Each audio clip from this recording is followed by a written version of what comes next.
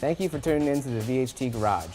Over the last couple of months, we've worked hard to restore our 1972 Plymouth Satellite Sebring Plus using a whole lot of VHT products and a little bit of Dupli-Color products. Now we're ready to show you how all that hard work paid off.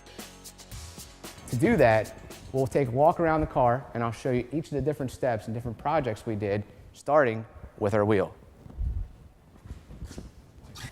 If you remember, we had 14-inch rims on this when we first got it, but now we've toughened it up a little bit and we used 18-inch rims in the front and 20-inch rims on the back. Also, to keep it looking a little bit tougher, we used our VHT black satin wheel paint. Then we also used our gloss yellow caliper paint on the calipers you see here to make it match and kind of pop with the exterior yellow of our car. Now, if you follow me, I'm going to take you to the inside of the car.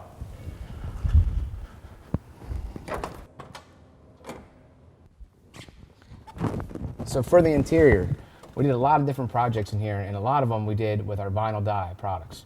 Vinyl dye is a very versatile product that you can see by the fact that we did the carpet, we did the seats, the dash, and even the doors.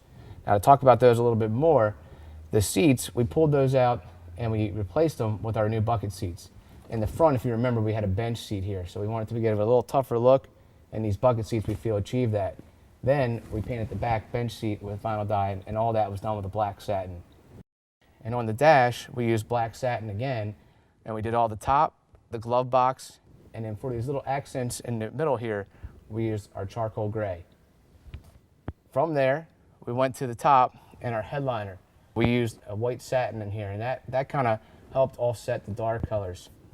And lastly, our doors. We used our VHT black satin on the top and the bottom, and then in the middle, we used that dark charcoal gray vinyl dye.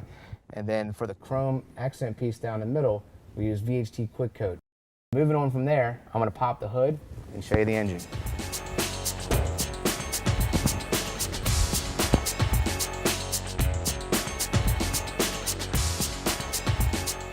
So under the hood, we used our roll bar and chassis paint for our engine bay and our radiator. That gave it a nice gloss black look to help kind of pop the engine. Now for the engine block and the engine accessories, we used some of our high heat products. VHT Flameproof is the flagship of our line. We chose to use that on our manifold and we went with a cast iron look.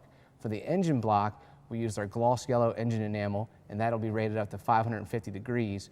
Then to our air cleaner, we used our engine metallic. Our engine metallic goes a little bit hotter at 650 degrees, but you can see our black pearl color here with a little bit of a shimmer. Then on the valve covers, we used our VHT Wrinkle Plus.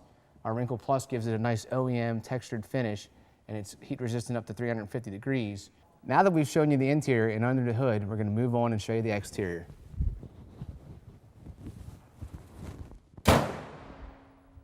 So for the side mirrors and some of the window trim areas here, we had a little bit of faded chrome. So we went and used our VHT hood bumper and trim paint to give it this nice black look.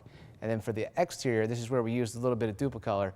We used the Dupli-Color paint shop finish system. For the color of the car, we used our chrome yellow, and then we put in the jet black hood inlay. The chrome yellow was a non-metallic, so we used Dupli-Color's metallic mid coat to give it that shimmer, and then we went back and used a gloss clear to finish off the car. The Dupli-Color paint shop really brought this project to life. So for more information on VHT or Dupli-Color, be sure to check out our website and check back on our YouTube page for more projects like this that you can do at home in your garage.